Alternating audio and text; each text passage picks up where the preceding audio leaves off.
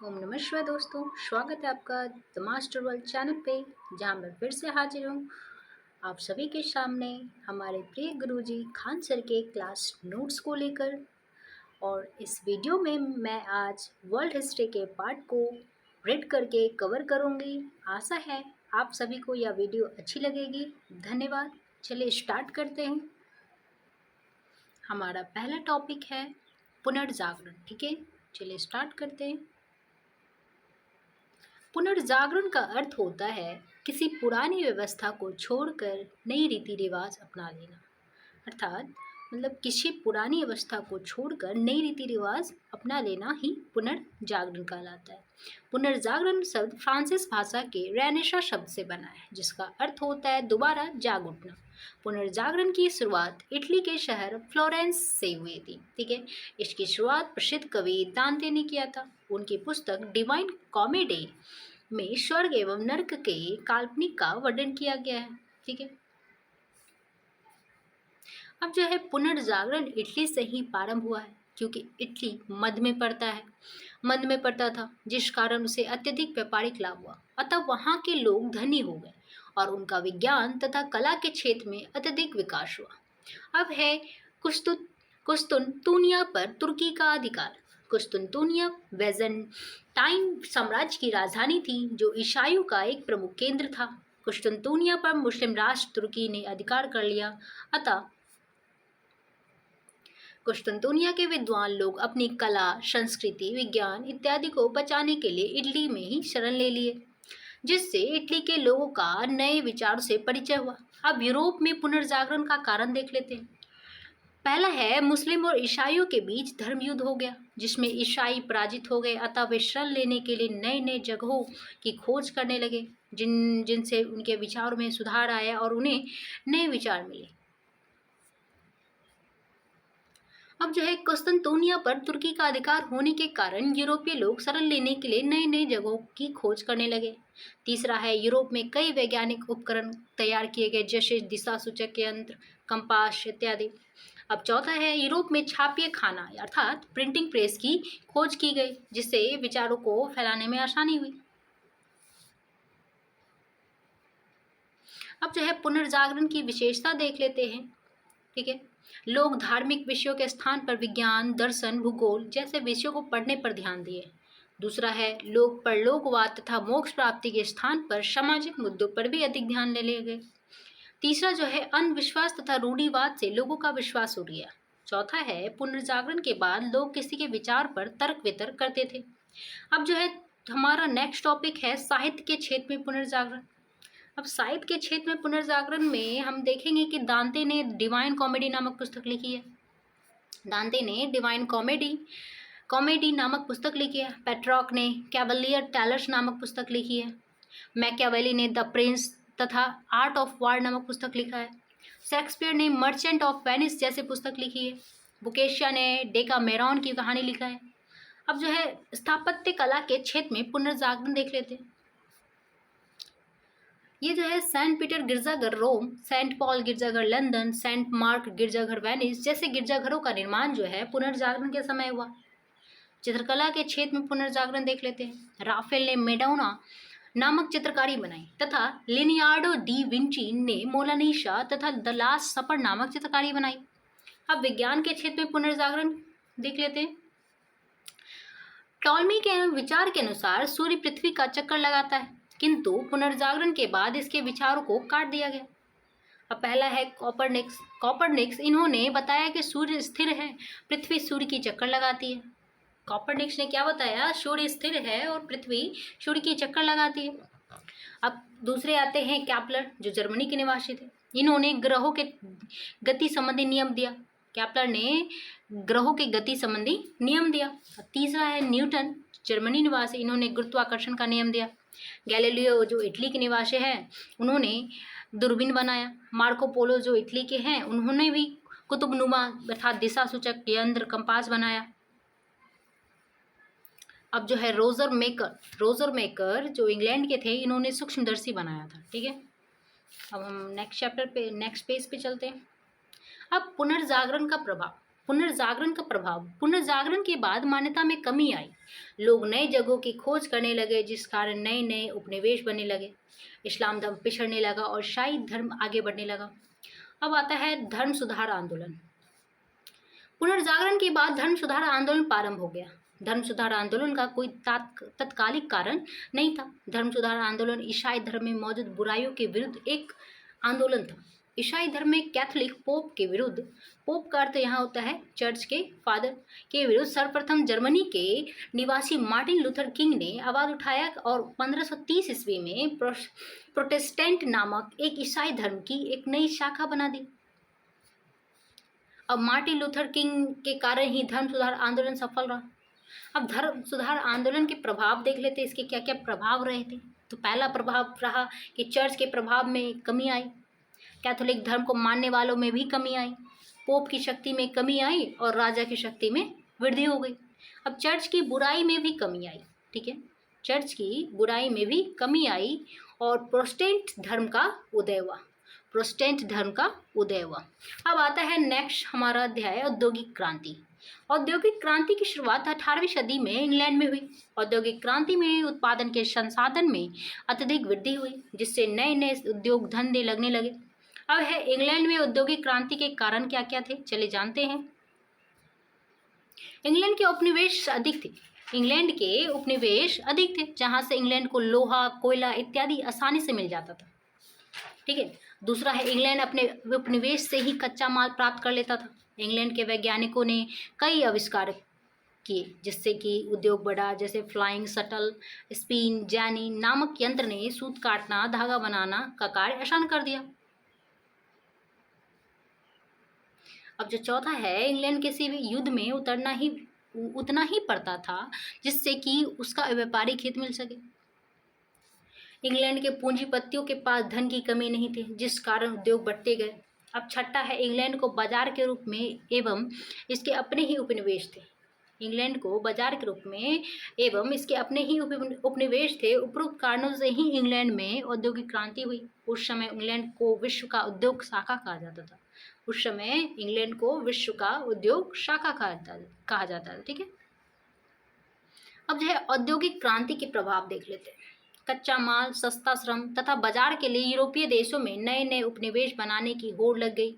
कृषि प्रणाली में अत्यधिक परिवर्तन हुआ। तीसरा जो है अंतर्राष्ट्रीय व्यापार में वृद्धि हुई। चौथा है नए नए यंत्र बनाने की जो होड़ है शुरू होने लगी, ठीक, कंपटीशन स्टार्ट हो गया, होड़ शुरू हो गई। औद्योगिक क्रांति के दौरान बने यंत्र, सूत काटने के लिए फ्लाइंग शटल, स्पिन जेनी, बाहर क्रेन और म्यूल जैसे यंत्र की खोज हुई। औद्योगिक क्रांति के दौरान जो बने थे, जैसे फर्स्ट जो था फ्लाइंग शटल में से सूत काटने के लिए फ्लाइंग शटल, ठीक है, स्पिन जेन, बाहर क्रेन तथा म्यूल जैसे यंत्र की खोज हुई। इस क्रांति के दौरान स्टीमर, रेल इंजन, सिलाई मशीन की खोज हुई, ठीक है। अब औद्योगिक क्रांति के लाभ देख लेते हैं। लोगों की जीवन शैली तथा उत्पादन में वृद्धि हुई। दूसरा, अंतर्राष्ट्रीय व्यापार में वृद्धि हुआ। अब जो है औद्योगिक क्रांति की हानि देख लेते हैं। समाज का नैतिक पतन हुआ। छोटे किसानों का अंत हो गया। गृह व्यवसायिक कुटीर उद्योग का अंत हो गया। समाज दो वर्गों में बंट गया, पहला है पूंजीपति और दूसरा श्रमिक। अब जो है औद्योगिक क्रांति का प्रसार। औद्योगिक क्रांति का विस्तार जर्मनी, फ्रांस, इटली, यूएसए से होते हुए पूरे विश्व में फैल गया। अब औद्योगिक क्रांति से सर्वाधिक लाभ कपड़ा उद्योग को हुआ।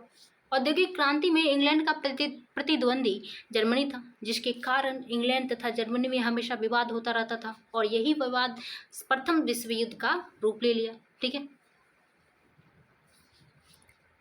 अब जो है इंग्लैंड की क्रांति जो हुई थी 1688 में।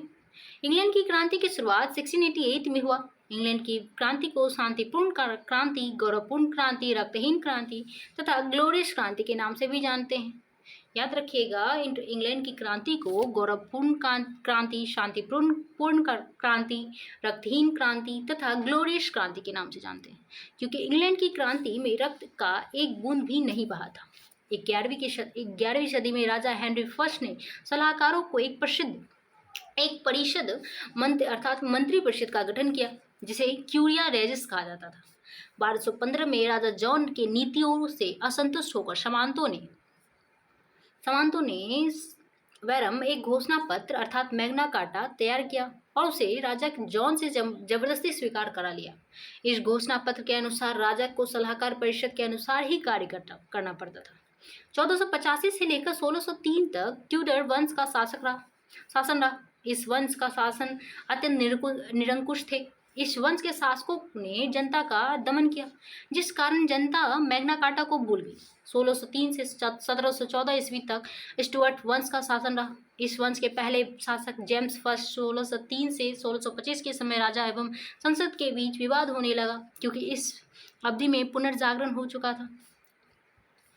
अब जो है जनता तथा राजा के बीच विद्रोह बढ़ता गया। जनता राजा के निरंकुशता को स्वीकार करने के लिए तैयार नहीं थी।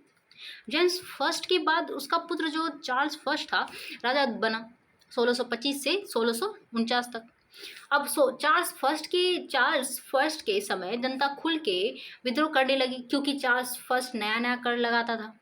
जनता तथा राजा के बीच विद्रोह गृह युद्ध का रूप लेने लगा। इंग्लैंड के इस गृह युद्ध में दो गुट बन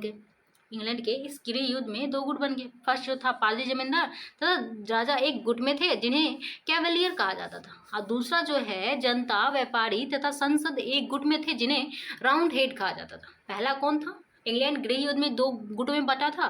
पहला था कैवलियर और दूसरा था राउंड हेड ग्रुप। ठीक है, कैवलियर ग्रुप में जो आते थे पालजी जमींदार, राजा इस कैवलियर ग्रुप में थे, और जो राउंड हेड में थे जनता थे, व्यापारी थे और संसद। ठीक है, अब जनता का नेतृत्व क्रॉमवेल कर रहा था। और इस गृह युद्ध में जनता ने चार्ल्स फर्स्ट को पकड़कर 30 जनवरी 1649 को फांसी दे दिया। चार्ल्स फर्स्ट के बाद इंग्लैंड का राजा क्रॉमवेल को बनाया गया। प्रारंभ में क्रॉमवेल संसद के अनुसार कार्य कर रहा था, किंतु धीरे धीरे क्रॉमवेल भी निरंकुश होने लगा। फलस्वरूप जनता शीघ्र ही क्रॉमवेल के शासन से उब गया। क्रॉमवेल प्यूरितल धर्म को मानता था। क्रॉमवेल जो है प्यूरितल धर्म को मानता था और वह जनता पर जबरदस्ती इस धर्म को थोपने लगा। अतः जनता जो है क्रॉमवेल को हटाकर चार्ल्स द्वितीय को राजा बना दिया गया। ठीक है, चार्ल्स द्वितीय जो है प्रारंभ में अच्छे से शासन करता था, किंतु वह भी धीरे धीरे निरंकुश होता गया। ठीक है, अर्थात यहाँ निरंकुश का जो अर्थ है जो राजा जो है ना जनता के कल्याण की जरा भी परवाह ना करे, है ना, और उस पर अत्याचार करे। ठीक है, उसके कोई प्रभाव ही ना हो, जनता क्या कर रही है, किस तरह जी रही है ना। तो अब आगे बढ़ते हैं। चार्ल्स द्वितीय के मृत्यु के बाद जेम्स द्वितीय राजा बना। जेम्स द्वितीय के शासक बनते ही वह निरंकुश हो गया और वह अपने विद्रोहियों का दमन करने लगा। ठीक है, अब इंग्लैंड की संसद ने हॉलैंड के राजकुमार विलियम ऑफ ऑरेंज तथा जेम्स की पुत्री मैरी को संयुक्त रूप से इंग्लैंड का शासक नियुक्त कर दिया। हॉलैंड का राजकुमार विलियम ऑफ ऑरेंज अपने 15,000 सैनिकों के साथ इंग्लैंड में प्रवेश करने पर इंग्लैंड की जनता ने उनका स्वागत किया। जेम्स द्वितीय विलियम ऑफ ऑरेंज के डर से इंग्लैंड छोड़कर भाग गया। इस प्रकार 1688 ईस्वी में बिना रक्त बहाए ही इंग्लैंड की क्रांति सफल हो गई। ठीक है, इस तरह से जो है इंग्लैंड की क्रांति सफल हो गई। इसीलिए इसे क्या कहा जाता है? ग्लोरियस क्रांति। अब इंग्लैंड की क्रांति का प्रभाव क्या क्या रहा देख लेते हैं। राजा तथा संसद के बीच विवाद को समाप्त किया गया। राजा को औपचारिक प्रधान बनाया गया।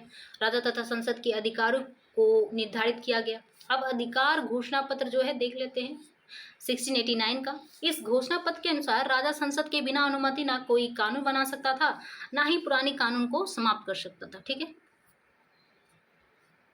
अब वित्त तथा सेना संसद के नियंत्रण में होगा। अब वित्त तथा सेना संसद के नियंत्रण में होगा। अब नोट में देखिए, इंग्लैंड की क्रांति विश्व की पहली राजनीतिक क्रांति थी। इंग्लैंड की क्रांति जो है विश्व की पहली राजनीतिक क्रांति थी। अब दूसरा नोट है, इंग्लैंड की क्रांति का मुख्य कारण जो था क्या था? राजा और संसद के बीच सत्ता प्राप्त करने का संघर्ष। अब हमारा नेक्स्ट चैप्टर आ जाता है अमेरिका की क्रांति। अमेरिका की क्रांति का मुख्य कारण जो है इंग्लैंड द्वारा उनका शोषण करना था। इंग्लैंड ने अमेरिका को अपना उपनिवेश बनाया था। इंग्लैंड ऐसा ही कानून बनाता था जिससे उसे लाभ हो तथा अमेरिका को हानि हो। इसी समय दो घटनाएं हुई, स्टाम्प एक्ट एवं बोस्टन टी पार्टी। ठीक है, अब स्टाम्प एक्ट जो कब हुआ था? 1765 ईस्वी में। इसे यूएसए ने अस्वीकार कर दिया क्योंकि पार्लियामेंट में यूएसए का कोई प्रतिनिधि नहीं थे तथा अतः जो है उन्होंने कहा कि प्रतिनिधि नहीं तो कर नहीं, to tax without tax representative. ठीक है, अब है नेक्स्ट है बोस्टन टी पार्टी। 16 दिसंबर 1773 इंग्लैंड ने अमेरिका भेजे जाने वाले चाय पर अत्यधिक कर लगाया था। अब जब चाय से भरा जहाज यूएसए के बोस्टन बंदरगाह पर पहुंचा तो अमेरिका के लोगों ने सैमुअल एडम्स के नेतृत्व में विद्रोह कर दिया और चाय से भरी बोरियों को क्या किया, समुद्र में जाकर फेंक दिया, जिस कारण इंग्लैंड की सेना ने उन पर गोली चला दी। इस हत्या को बोस्टन टी पार्टी कहा जाता है। ठीक है, बोस्टन चाय पार्टी की घटना कहा जाता है। अब अमेरिका स्वतंत्रता का संदेश और राष्ट्र प्रेम की भावना को जेफरसन, जॉन लॉक और जॉन मिल्टन थॉमस शेन जैसे प्रमुख कवियों ने फैला दिया। क्या था कि अमेरिकी स्वतंत्रता का संदेश जो है राष्ट्र प्रेम की भावना को Jefferson, John Locke, John Milton और थॉमस शेन जैसे प्रमुख कवियों ने फैला दिया। 4 जुलाई 1776 को अमेरिका ने खुद को स्वतंत्र घोषित कर दिया। अब आंदोलन प्रारंभ किया। अमेरिकी सेना का नेतृत्व जॉर्ज वॉशिंगटन कर रहा था। यह युद्ध 1783 तक चला। इस युद्ध की समाप्ति जो है 1783 के पेरिस समझौते के तहत समाप्त हुआ। अब जो है इस समझौते के तहत जो है इंग्लैंड ने अमेरिका को स्वतंत्र घोषित कर दिया। इसी समझौते के मतलब पेरिस समझौते के तहत इंग्लैंड ने अमेरिका को स्वतंत्र घोषित कर दिया गया।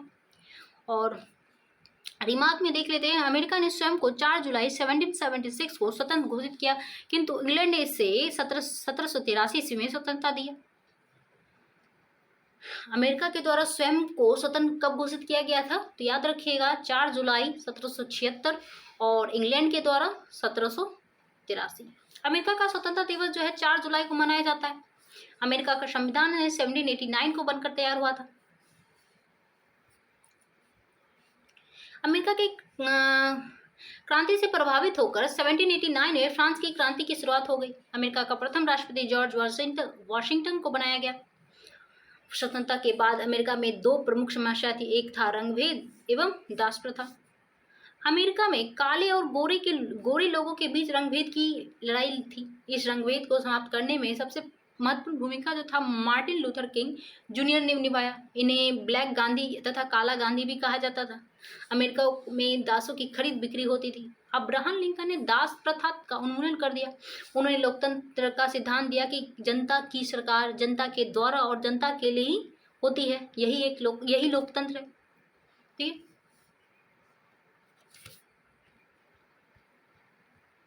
अब जो है फ्रांस की क्रांति की प्रेरणा जो है यूएसए की क्रांति से मिली है। फ्रांस का राजा निरंकुश था, वह फिजूल खर्च अत्यधिक करता था। राजा जनता पर नए कर लगाने लगा, जिनसे जनता जो है विद्रोह करने लगी। फ्रांस का राजा इतना निरंकुश था कि एक बार जब राजा लुई 16वीं तथा उसकी पत्नी अंतुआनेत जब रथ यात्रा पर निकले तो भूखी जनता रोटी कहकर भीख मांग रही थी। तो रानी ने कहा कि रोटी के स्थान पर ब्रेड खा लो। ठीक है, और राजा के इस व्यवहार से जनता विद्रोह करने लगी। राजा ने एक विद्रोही को पकड़कर वॉस्टिल नामक जेल में डाल दिया। फ्रांस की जनता का विद्रोह उग्र होता गया और यह विद्रोह रक्तपात का रूप ले लिया। इस रक्तपात की शुरुआत 14 जुलाई 1789 को वॉस्टिल दुर्ग अर्थात जेल के पतन से प्रारंभ हुई और 18 जून 1815 के वाटरलू के युद्ध में जाकर समाप्त हुई। अब वाटरलू का मैदान जो है बेल्जियम में है, इसी कारण इसे बेल्जियम को यूरोप का अखाड़ा कहते हैं। अब फ्रांस की क्रांति के कारण क्या क्या थे? राजा का निरंकुश होना, असमान और अनिश्चित कानून, पादरी और सामंत को कर से मुक्त कर रखना, राजमहल में धन को पानी की तरह बहा देना, इंग्लैंड के साथ लगातार युद्ध होना, संसद में जनता का बात न सुना जाना। अब जो है फ्रांस की समाज 3 भागों में बटा था। पहला तो था पादरी वर्ग, दूसरा कुलीन और तीसरा जो है जनसाधारण वर्ग। फ्रांस की संसद को स्टेट जनरल कहा जाता था। स्टेट जनरल में 3 सदन थे। एक सदन पादरी का जिसमें कुल 308 सदस्य थे, दूसरा सदन कुलीन वर्ग था जिसमें 285 सदस्य थे और तीसरा सदन सामान्य जनता का था जिसमें 621 सदस्य थे। जनता का सदन स्टेट जनरल में बाईं तरफ था। वे लोग सरकार का विरोध करते थे, अतः तब से यह परंपरा प्रारंभ हो गई कि जो दल सरकार का विरोध करती है उसे लेफ्ट या वाम दल कहते हैं। तो 1789 में राजा ने एक नया कर लाया जो सिर्फ साधारण जनता पर ही लगाने का प्रस्ताव था, अतः तृतीय सदन सदन जो जनसाधारण ने इन कर का विरोध किया, जिस कारण राजा लुई 16वीं ने तृतीय सदन को भंग कर दिया। अब टेनिस कोर्ट ओथ, ठीक है, देख लेते हैं। जैसे ही राजा ने तृतीय सदन को भंग किया, तृतीय सदन के लोगों ने टेनिस कोर्ट के मैदान में आकर शपथ लिया कि वे राजा लुई 16वें के शासन का अंत कर देंगे। अब वास्टिल दुर्ग का पतन देख लेते हैं। राजा अपने विद्रोहियों को वास्टिल दुर्ग नामक जेल में डाल दिया। जनता ने वास्टिल दुर्ग को 14 जुलाई 1789 को नष्ट कर दिया और कैदियों को स्वतंत्र कर दिया। इसीलिए जो है ना 14 जुलाई को फ्रांस का जो है स्वतंत्रता दिवस मनाया जाता है। 14 जुलाई को फ्रांस का राष्ट्रीय पर्व मनाया जाता है और 14 जुलाई को याद रखिएगा फ्रांस की आज़ादी का वर्ष जो है, और 14 जुलाई 1789 को माना जाता है, ठीक है। अब चुरेलो का धावा। 5 अक्टूबर 1789 को पेरिस की 10,000 महिलाओं ने पेरिस की वर्षाई महल की ओर कूच की, ठीक है। इसी घटना को जो है चुरेलो का धावा कहते हैं। फ्रांस की क्रांति में पूरे क्रांतिकारी 2 भागों में बटे थे। एक पहला था जैकोबियन या बहुसंख्यक थे तथा हिंसक थे, और दूसरा था जीरोदिस्ट या अल्पसंख्यक थे तथा अहिंसक थे। फ्रांस की क्रांति का नारा था समानता, स्वतंत्रता और बंधुत्वता।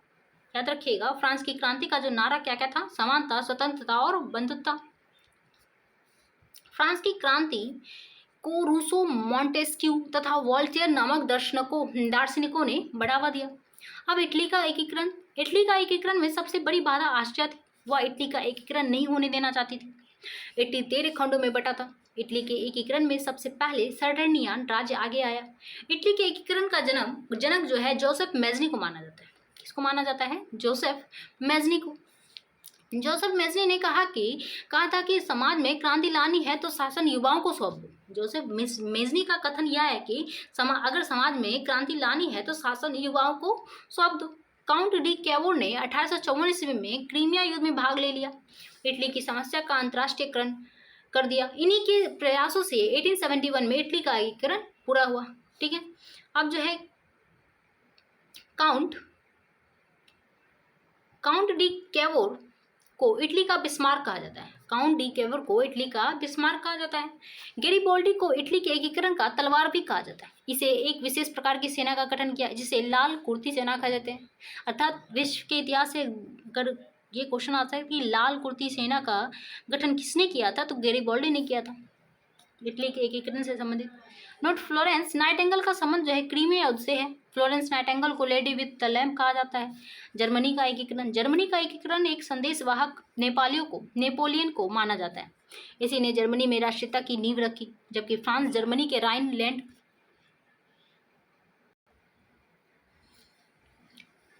फ्रांस जर्मनी का एकीकरण नहीं होने देना चाहता था। जर्मनी का एकीकरण बिस्मार्क ने किया, जो प्रशा के शासक विलियम का प्रधानमंत्री था। नॉर्थ प्रशा ने विश्व में सबसे पहले इस शिक्षा को अनिवार्य बना दिया। 1848 ईस्वी में जर्मनी में संविधान का निर्माण के लिए संविधान सभा का गठन हुआ। जर्मनी के संविधान में वेमर संविधान कहते हैं। जर्मनी के संविधान को वेमर संविधान कहा जाता है। जर्मनी के शासक को चांसलर कहा जाता है। जर्मनी के एकीकरण के दौरान ऑस्ट्रिया तथा प्रशा के बीच 1886 ईस्वी में युद्ध हुआ। इस युद्ध में ऑस्ट्रिया जो है पराजित हो गया और ऑस्ट्रिया जर्मनी को अंग बना लिया गया। ऑस्ट्रिया जो है जर्मनी का अंग बना लिया गया। अब प्रशा और फ्रांस के बीच एकीकरण के लिए 1870 ईस्वी में युद्ध हुआ। इस युद्ध में फ्रांस की पराजय हुई। इस युद्ध के बाद 1871 ईस्वी में फ्रैंकफर्ट की संधि द्वारा जर्मनी का एकीकरण संपन्न हो गया। अर्थात जर्मनी का जो एकीकरण हुआ है किस संधि के द्वारा वो संपन्न हुआ है, तो फ्रैंकफर्ट की संधि के द्वारा, जो 1871 में हुआ। बिस्मार्क ने जर्मनी का एकीकरण करने के बाद वहां के शासक चांसलर का राज्याभिषेक पेरिस के वर्साई के महल में किया। बिस्मार्क ने जर्मनी का एकीकरण करने के बाद वहां के शासक अर्थात चांसलर का राज्याभिषेक पेरिस के वर्साई के महल में किया। अब आता है रूस की क्रांति। रूस की क्रांति के 2 चरण हुए। 1904 से 5 के युद्ध में जब रूस जापान से हार गया तो रूस की अर्थव्यवस्था पूरी तरह प्रभावित हुई। रूस के शासक को जार कहा जाता था। जार निरंकुश शासक था। 22 जनवरी 1905 को मजदूरों का एक संघ राजमहल के सामने अपनी समस्या को लेकर पहुंचा, जिस पर राजा ने गोली चला दी। इस घटना को ही खूनी रिवार कहा जाता है, ठीक है। 22 जनवरी 1950 को मजदूरों का एक संघ जो है राजमहल के सामने अपनी समस्या को लेकर पहुंचा ही था कि राजा ने गोली चलावा दी। ऐसी घटना को खूनी रविवार के नाम से जाना जाता है। रूस की क्रांति को वॉल्शेविक क्रांति के नाम से भी जानते हैं, अर्थात वॉल्शेविक क्रांति का दूसरा नाम क्या है? रूस की क्रांति। कब हुआ था? तो अब जो है रूस की क्रांति एक साम्यवादी क्रांति है। रूस की क्रांति एक साम्यवादी क्रांति है। रूस की क्रांति का सबसे बड़ा नायक लेनिन और ट्रॉट्स्की था। रूस की क्रांति को कार्ल मार्क्स ने भी समर्थन दिया। रूस की क्रांति का समर्थन जो है कार्ल मार्क्स ने भी दिया है। लेनिन ने चेको सेना का गठन किया है। लेनिन ने किया है, जबकि ट्रॉट्स्की ने लाल सेना का गठन किया है। ट्रॉट्स्की रूस में अस्थायी प्रगति का समर्थक था। लेनिन के नेतृत्व में मजदूरों को एक संघ का निर्माण किया गया। इस संघ को सोवियत संघ नाम दिया गया। ठीक है। अब जो है लेनिन रूस के शाही व्यवस्था अर्थात जार व्यवस्था का कट्टर विरोधी था। उसने क्रांति के माध्यम से रूस के जार निकोलस द्वितीय को सत्ता का अंत कर दिया। लेनिन की मृत्यु 21 जनवरी 1924 को हुई गई। को हो गई। हालांकि रूस की क्रांति 1917 में ही सफल हो गई। आधुनिक रूस का निर्माता स्टालिन को बोला जाता है। आधुनिक रूस का निर्माता जो है स्टालिन को बोला जाता है। अब प्रथम विश्व का है जो 1 अगस्त 1914 से लेकर 11 नवंबर 1918 तक हुआ। प्रथम विश्व युद्ध में पूरा विश्व दो भागों में बट गया था। एक भाग का नाम था मित्र राष्ट्र और दूसरे का नाम धुरी राष्ट्र। मित्र राष्ट्र के अंतर्गत इंग्लैंड, फ्रांस, रूस, जापान और अमेरिका था, जिसका नेतृत्व अमेरिका कर रहा था। और धुरी राष्ट्र के अंतर्गत जर्मनी, इटली, ऑस्ट्रेलिया तथा हंगरी था। धुरी राष्ट्रों का नेतृत्व जो है जर्मनी कर रहा था। अब जो मित्र राष्ट्रों ने इटली को लालच दिया कि वे युद्ध समाप्ति के बाद इटली को कुछ भूमि देंगे, किंतु उन्होंने इटली को कुछ भी नहीं दिया। प्रथम युद्ध का जो तत्कालिक कारण था ऑस्ट्रिया के राजकुमार फर्डिनेंड की हत्या करना। ठीक है। 28 जून 1914 को बोस्निया की राजधानी सैराजेवो में कर दिया गया। इस घटना को सैराजेवो हत्याकांड कहा जाता है। इसमें पहली बार कुल 37 देशों ने भाग लिया। अब जो है पूरा विश्व इसमें भाग नहीं लिया, किंतु इसमें पूरे विश्व की अर्थव्यवस्था प्रभावित हुई, अतः इसे प्रथम विश्व युद्ध कहा जाता है। इस युद्ध की शुरुआत 1 अगस्त 1914 को जर्मनी द्वारा रूस के आक्रमण से हुआ। जर्मनी एवं फ्रांस 3 अगस्त को युद्ध कर लिए। जर्मनी ने 8 अगस्त को इंग्लैंड पर भी हमला कर दिया। अब 26 अप्रैल 1915 को इटली इस युद्ध में प्रवेश किया। इस युद्ध में सबसे अंत में 6 अप्रैल 1917 को अमेरिका प्रवेश किया, क्योंकि अमेरिका के जलियान को जर्मनी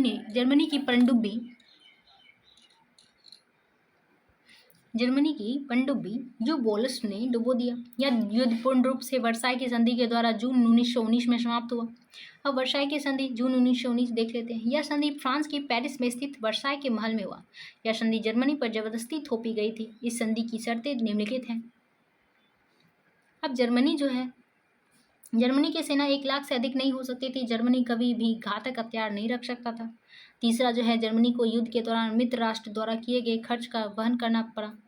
चौथा है जर्मनी का राइन-लैंड रूर घाटी जैसे कोयला क्षेत्र को फ्रांस को 15 वर्षों के लिए दे दिया गया। यह संधि ही द्वितीय विश्व युद्ध जैसे विशाल वृक्ष के बीज के समान कार्य किया। अर्थात यही संधि जो था क्या था, द्वितीय विश्व युद्ध का जन्मदाता था। अब तुर्की गणराज्य देख लेते हैं। तुर्की गणराज्य, तुर्की को यूरोप का मरीज कहा जाता है। यह एशिया तथा यूरोप दोनों में पड़ता है। यह एक मुस्लिम देश है। प्रथम विश्व युद्ध से पहले अंग्रेजों ने यह वादा किया था कि तुर्की का विभाजन नहीं होगा, किंतु प्रथम विश्व युद्ध के बाद सेवर्स के संधि द्वारा तुर्की को मित्र राष्ट्र ने आपस में बांट लिया। इसी संधि का मुस्तफा कमाल पाशा ने विरोध किया। इस संधि के खिलाफ भारत में भी खिलाफत आंदोलन चलाया गया। अब अक्टूबर 1923 को तुर्की को गणराज्य घोषित कर दिया गया, अर्थात अब तुर्की में राजा ना होकर चुनाव के द्वारा राष्ट्र प्रमुख की व्यवस्था की गई। अप्रैल 1924 को तुर्की संविधान बनाया गया और मुस्तफा कमाल पाशा को राष्ट्रपति बनाया गया। मुस्तफा कमाल पाशा को आधुनिक तुर्की का राष्ट्रपति कहा जाता है। अब इटली में जो है फांसीवाद देख लेते हैं। इटली में फांसीवाद का जनक मुसोलिनी को माना जाता है। मुसोलिनी ने फांसीवाद की शुरुआत इटली के मिलान शहर से किया। मुसोलिनी के पुत्र का नाम डोमिटो मुसोलिनी था। उसे ड्यूस कहकर भी बुलाया जाता था। अब जब मुसोलिनी मुसोलिनी अपने सेना अधिकारियों को डियाज कर बुलाता था। मुसोलिनी अपने सेना अधिकारी को डियाज कर बुलाता था। द्वितीय विश्व युद्ध में मुसोलिनी मित्र राष्ट्र के विरुद्ध लड़ा था। मुसोलिनी का कहना था कि विश्व शांति कायरो का सपना है। वह व्यक्ति जो युद्ध नहीं लड़ा है वह एक बांझ महिला के समान है।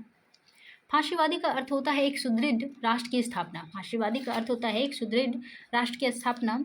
फांसीवादी के मानने वाले लोग जाति के उच्चतर विश्वास रखते हैं, जाति में उच्चतर विश्वास रखते हैं। 28 अप्रैल 1945 को मुसोलिनी को कैद कर फांसी दे दी गई। अर्थात मुसोलिनी को फांसी कब दी गई? तो 28 अप्रैल 1945 को। इस प्रकार इटली में फांसीवाद का अंत हो जाता है। अब आता है जर्मनी में नाजीवाद। जर्मनी के नाजीवाद का जनक एडोल्फ हिटलर को माना जाता है। इसने नाजी दल की स्थापना 1921 में की थी। 1923 में हिटलर ने म्यूनिख शासक का सत्ता पलट दिया, किंतु असफल रहा, जिस कारण हिटलर को बंदी बना लिया गया। ठीक है। अब जेल में हिटलर ने अपनी आत्मकथा मीन कैम्प लिखी। हिटलर की आत्मकथा क्या है? मीन कैम्प, जिसका अर्थ होता है मेरा संघर्ष, जर्मन भाषा में थी। 1982 में जर्मनी का पीएम हिटलर बना और अप्रैल 1933 ईस्वी में हिटलर ने जर्मनी के लिए एक सुरक्षा परिषद का गठन किया और उसका अध्यक्ष बना। हिटलर ने एक उपचार व्यवस्था प्रारंभ किया जिसे गेस्टापो कहते हैं। हिटलर का नारा था एक राष्ट्र नेता। हिटलर यहूदी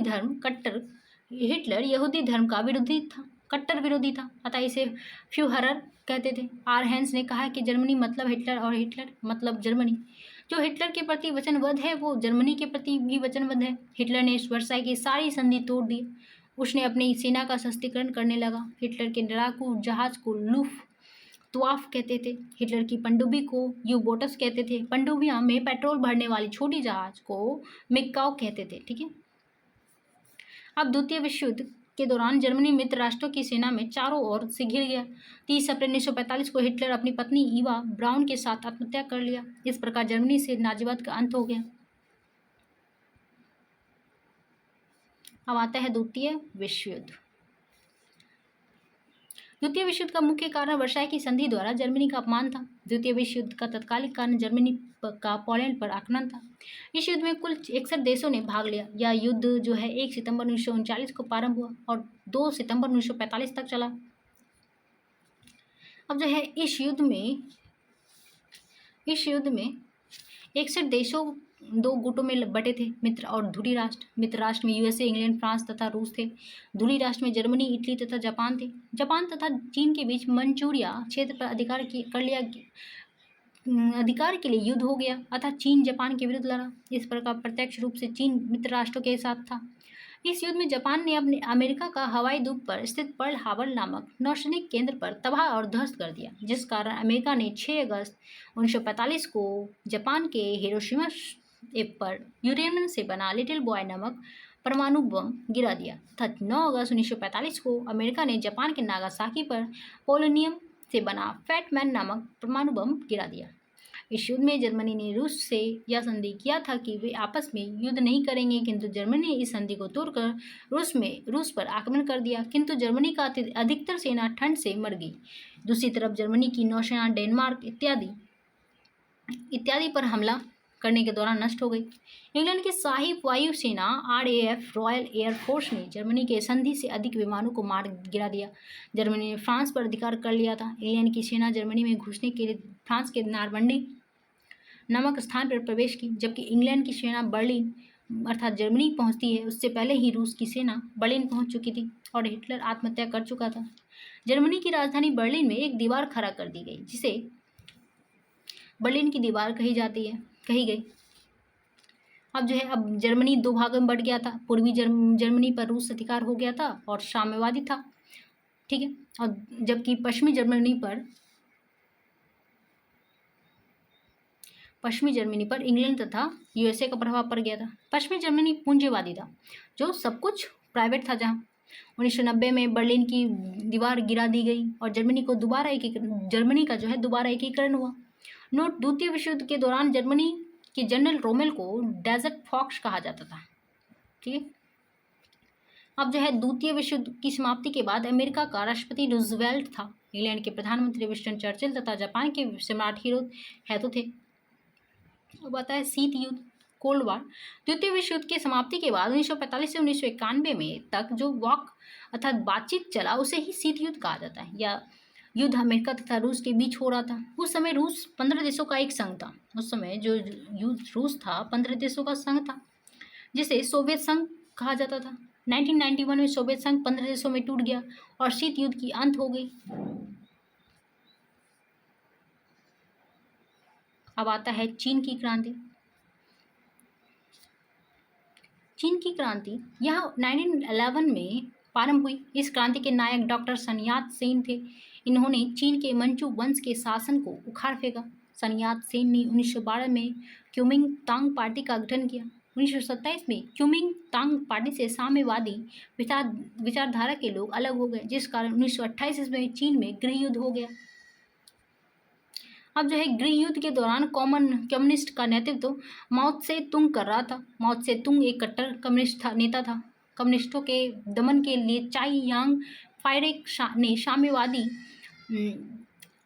कमांड ब्लू शर्ट आर्मी का गठन किया, किंतु यह कम्युनिस्टों को हरा नहीं सका और चीन के रिजर्व बैंक का सोना लेकर वह फार्मोसा द्वीप भाग गया। फार्मोसा द्वीप का वर्तमान नाम ताइवान है।